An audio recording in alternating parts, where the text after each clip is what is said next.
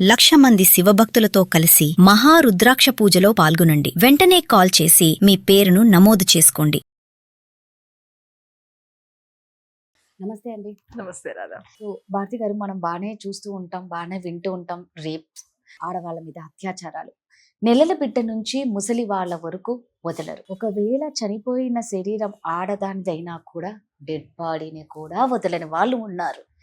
అన్నిటికీ మించి ఆడ అంటేనే అది కుక్క అయినా బర్రైనా ఏదైనా సరే దాన్ని కూడా రేప్ చేసిన మహానుభావులు ఉన్నారు. వీళ్ళని మహానుభావులను కూడా అనకూడదు, సారీ, ఇలాంటి ఉన్నారు. అందుకే అంటారండి మామూలుగా, అరే చెట్టుకు చీర కట్టినా కూడా పోయి వాడు ఏదో ఒకటి చేసి వస్తాడురా. ఏంటి ఆడ అంత దారుణాలు ఎందుకండి? అసలు వాళ్ళకి ఎందుకంటే అలాంటి ఆ పసిబిడ్డలో ఏముంటదండి? ఆ పసిబిడ్డలను కూడా వదలరు. ఇది జెండర్ డిస్క్రిమినేషన్ అమ్మా. జెండర్ డిస్క్రిమినేషన్ లో ఎలాగా మీరు రేప్ అనే ఒక పెద్ద పదం వాడి అంటే ఫిజియలాజికల్ గా జరిగిన ఒక క్రియ గురించి మాట్లాడుతున్నారు. నేను కొన్ని చిన్నప్పటి నుంచి జరిగేవి కొన్ని చెప్తా, వాటిని కూడా నేను రేపే అంట. ఎగ్జాంపుల్, ఆడపిల్ల పుట్టగానే ఇంకా చాలా మంది వీళ్ళల్లో కుటుంబాల్లో ఆడపిల్ల మాకొద్దు అని చాలా స్ట్రిక్ట్ గా పుట్టిన బిడ్డని తల్లికి కూడా చూపించకుండా చంపేసే వాళ్ళు ఉన్నారు. తెలుసా మీకు? కొన్ని ట్రైబ్స్ లో అయితే ఇప్పటికీ కూడా ఈ కాలంలో కూడా ఉన్నారు.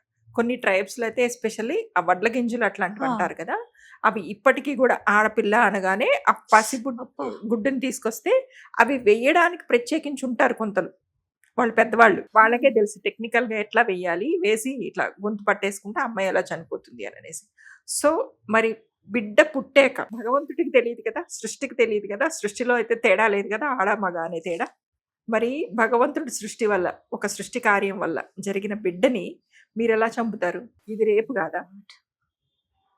పుట్టాక బిడ్డ ఒరే మైనస్సేరా, ఈసారి కూడా మైనస్సే అని అత్తమామలు, భర్త, అత్తవైపు వాళ్ళు చూడకుండా వెనక్కి తిరిగి కూడా వెళ్ళిపోతారు. తర్వాత పుట్టింటి నుంచి ఎప్పటికీ ఆ భార్యనిన్నో, ఆ పుట్టిన రెండో అమ్మాయినో మొదటి అమ్మాయినో తెచ్చుకోకుండా కాలం నెల్లగొట్టే వాళ్ళు ఉంటారు. ఇది రేపు కాదా? కొంచెం పుట్టి బిడ్డ పెరుగుతూ ఉన్నాక మీరు ఆ బిడ్డకి బొమ్మలు కొనడానికి టాయ్ షాప్కి వెళ్ళారనుకోండి, టాయ్ షాప్ వాడు మొట్టమొదట అడిగే క్వశ్చన్ ఏంటో తెలుసా? అమ్మాయా అబ్బాయా? టాయ్ షాప్ లో కూడా మీరు ఎప్పుడు బొమ్మలు కొనలేదా? ఏమో, అంటే మేమంతా ఆడబొమ్మలకి ఎక్కువ ఇంట్రెస్ట్ చూపిస్తాం. అందుకే ఇంత ఈ కాలంలో కూడా నా అదే పనిగా అమ్మాయిల బొమ్మలు కావాలని ప్రత్యేకించి దానికోసమే కొన్ని కంపెనీలు నడుస్తున్నాయి. టాయ్ షాప్కి వెళ్తే వాడు అడిగే మొదటి క్వశ్చన్ ఏంటంటే ఆడపిల్ల మగపిల్లాడా? ఆడపిల్ల అంటే వాడు బార్బీ బొమ్మ. బార్బీ అనేది ఎంత పెద్ద బ్రాండ్, ఎంత పెద్ద ఫ్యాక్టరీ, అంతే. చెప్పండి, అదంతా ఏంటి? ఆడపిల్ల అంటే ఇట్లా ఆ బార్బీ బొమ్మతో ఆడుకోవాలి, లేకపోతే కిచెన్ సామాన్లు ఉంటాయి కదా, పొయ్యిలు, గురుగులు. ఆ పిల్ల కూడా ఏం చేస్తుందంటే తల్లిని ఇమిటేట్ చేస్తూ ఒక టవల్ ఇలా వేసుకొని అందులో 2 బియ్యం గింజలు 2 పల్లి గింజలు వేసి అన్నం వండేస్తున్నట్టు. సో మీరు పిల్లల్ని సోషల్లీ కూడా కండిషనింగ్ చేస్తున్నారు చిన్నప్పటి నుంచి. అదే మగపిల్లాడు అనగానే వాడికి తుపాకీ, బైకులు, కార్లు, లేకపోతే బ్యాటు బాల్. ఏ బ్యాటు బాల్ తోటి ఆడపిల్ల ఆడుకోకూడదా చెప్పండి? బార్బీ బొమ్మ పొరపాటున అబ్బాయి పట్టుకుని ఆడుతుంటే ముందు ఈ తల్లి కూడా పరిగెడుతుంది, రే ఆడపిల్లకి లాగా ఏంట్రా బార్బీ బొమ్మతో ఆడుతున్నావు, గురుగులతో ఆడుతున్నావు ఏంట్రా? ఇవన్నీ కూడా సోషల్లీ జరిగే రేప్స్ అమ్మా పిల్లల మీద. ఖచ్చితంగా అలాగే పరిగెడుతుంది మరి. అవునా? అదే ఆడపిల్ల చిన్నప్పటి నుంచి ఇట్లా టవల్ వేసుకునో ఏదో వేసుకుని గదలు జిమ్ము, అబ్బో నా పిల్ల ఇప్పటి నుంచే ఇంటి పనులన్నీ నేర్చుకుంటుంది. అదే చీపురు మగపిల్లాన్ని పట్టుకొనివ్వండి, ఇల్లు బీకి పందిరేస్తారు. ఆడంగిల వేదవలాగా నీకు చీపురుతో పని ఏమిట్రా? ఈ మాట మీరు విన్నారా? వినలేదు? బాగా విన్నాను. వాడి కింద పడి ఏడిస్తే కూడా ఆడంగిలాగా ఏడుస్తున్నావేంట్రా? కరెక్ట్. ఎగిరి దూకి ఈ పిల్ల కూడా వాడితో సమానంగా ఆడుతుంటే మగపిల్లల్లాగా ఎగురుతున్నావు ఎందుకే, దూకుతున్నావు ఎందుకే? ఆడపిల్లలు కుదురుగా కూర్చోవాలి. విన్నారా? వినలేదా? బాగా విన్నా. ఇవన్నీ రేప్సా కాదా రాధా? మెంటల్ గా, సైకలాజికల్ గా, సోషల్ గా. పిల్ల కొంచెం పెరిగాక మీరు ఇల్లుగా కొనుక్కున్నారనుకోండి, మీకు ఆ బిల్డర్ కూడా ఏమడుగుతాడు తెలుసా? చిల్డ్రన్స్ రూమ్ అనగానే అమ్మాయా అండి పింక్ వేసి పారే, వేరే కలరే లేదు. ఆడపిల్ల అనగానే పింక్ కలరే. అసలు అది ఎవడు కొనుక్కున్నాడు తెలియదు. కరెక్ట్ గా చెప్పారండి. అమ్మాయి అంటే ఆ అమ్మాయి బెడ్రూమ్ లో పెయింట్, గోడ paint pink colour, cupboards pink colour, తర్వాత ఆ కప్బోర్డ్స్ మీద కూడా బార్బీ డాలు. అంటే మీరు సోషల్లీ ఏం కండిషనింగ్ చేస్తున్నారు? ఆడపిల్ల అంటే ఇలాగ ఫెమినైన్, సాఫ్ట్ గా ఉండాలి, పింక్ కలరే వాడుకోవాలి, బార్బీ బొమ్మలతోటే వాడుకోవాలి, ఇవి నేర్పుతున్నారు. ఇంజనీరింగ్కి వచ్చాక కూడా చూడండి మీరు, అమ్మాయికి గనక పొరపాటున ఏ సివిల్ ఇంజనీర్లోనో ఇట్లో సీట్ వస్తే ఒప్పుకోరు తల్లిదండ్రులు. మెకానికల్ ఇంజనీరింగో సివిల్ ఇంజనీరింగో చదవరు అమ్మాయిలు. మీరు ఒక ఇంటర్వ్యూలో చూసుంటారు, సుధామూర్తి గారు, నారాయణమూర్తి గారి మిసెస్ సుధామూర్తి గారు ఒక ఇంటర్వ్యూలో చెప్తారు, ఆవిడ బ్యాచ్ మొత్తానికి ఆవిడ ఒక్కరే అట ఉంది అమ్మాయి. వాష్రూమ్ కూడా సపరేట్ లేదు వాళ్ళ కాలేజ్లో ఆడపిల్లలకి. ఎంత ఇబ్బంది పడ్డానో నాకు తెలుసు అని. అదే కంప్యూటర్ ఇంజనీరింగ్ అంటే తల్లిదండ్రులు కూడా పంపిస్తారు, ఎలక్ట్రానిక్ ఇంజనీరింగ్, కంప్యూటర్ ఇంజనీరింగ్.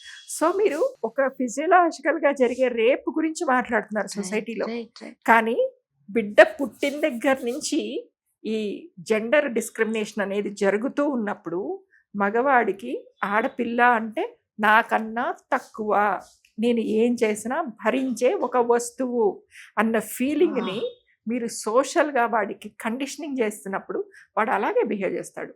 వాడి బ్రెయిన్కి 3 ఏళ్ల ఆడపిల్ల లేకపోతే 60 ఏళ్ల పెద్ద ఆవిడ అన్నది వాడికి తెలియదు. ఆ ఇంగిత జ్ఞానం ఉండేలాగా మీరు పెంచట్ల. ఇవన్నీ ఎందుకు జరుగుతాయంటే బ్యాడ్ పేరెంటింగ్ వల్ల. నా పాక్సో సెషన్స్ ఏమో కానీ మీరు ఏ టాపిక్ అడిగినా కూడా నేను పేరెంటింగ్ మీదే పడతా.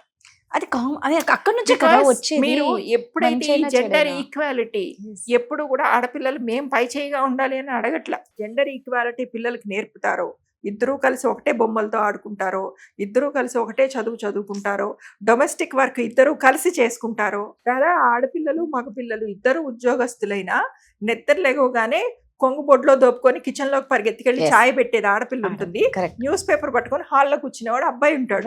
కానీ ఇద్దరు 8 గంటలకల్లా బళ్ళు వేసుకుని ఆఫీస్కి వెళ్ళిపోవాలి. మరి నువ్వు అమ్మాయి ఛాయ్ పెడుతుంటే నువ్వు రెండో పక్క కుక్కర్ ఎందుకు పెట్టావు? ఎందుకంటే నీ తల్లి నేర్పలేదు కాబట్టి. ఆ తల్లి కూడా మళ్ళీ ఆడపిల్లే. మీరు ఎప్పుడైతే జెండర్ ఈక్వాలిటీ, డొమెస్టిక్ వర్క్ అనేది సమంగా పంచుకోవాలి, లేదు ఆడపిల్లలు పెళ్ళిళ్ళు పోస్ట్పోన్ చేయడానికి ఎందుకు ఇదే చూస్తున్నారు తెలుసా?